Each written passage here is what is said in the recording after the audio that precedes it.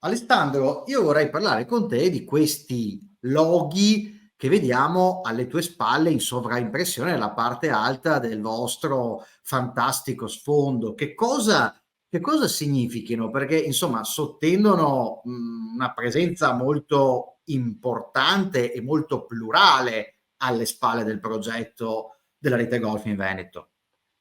Sì, effettivamente con anche grande soddisfazione siamo già al secondo bando partecipato dalla Rete Veneta, dove l'Europa, in questo caso i fondi del FESR, dell'Unione Europea, unitamente a quelli appunto del nostro paese, del nostro ministero e della Regione Veneto soprattutto, e qui lo diciamo con molto orgoglio, interviene con il piano pluriennale 2021-2027 a sostegno dello sviluppo delle imprese e quindi in questo senso abbiamo partecipato nel luglio del 2023 a una call, ad una chiamata, ad un bando, come tecnicamente si chiamano, e abbiamo vinto appunto questo sostegno. Con questo sostegno l'Europa e la Regione ci accompagnano finanziariamente anche con un contributo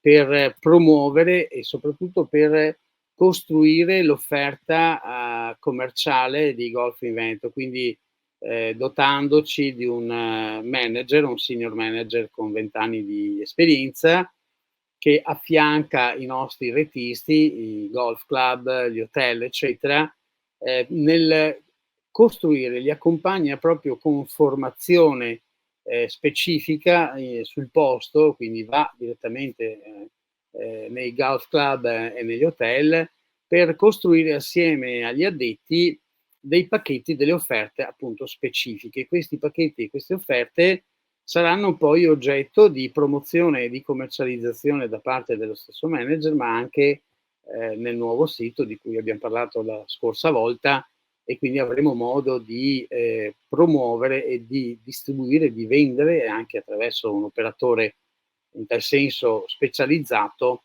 l'offerta. Ecco, la bontà della rete Golf in Veneto è proprio questa di non lasciare, diciamo, al singolo, all'ospite, al turista, la difficoltà di mettere insieme il green fee, il pernottamento, la cena, il pranzo, il viaggio, eccetera, ma di avere in un carrello, come fossimo al supermercato, un'offerta integrata di tutti questi servizi, con in più il vantaggio di poter avere il more, cioè tutto quello che il Veneto offre dal punto di vista enogastronomico, dal punto di vista dell'arte, della cultura, dei musei, dell'arena, della spiaggia, piuttosto che della montagna, le nostre Dolomiti, eccetera, eccetera. Ecco, questa è la forza dello Chi più stare ne in ha Veneto. e chi più ne ha più ne metta. Sappiamo che il Veneto, insomma, è Assolutamente. da anni e anni nettamente la prima regione italiana per flussi turistici. Certo.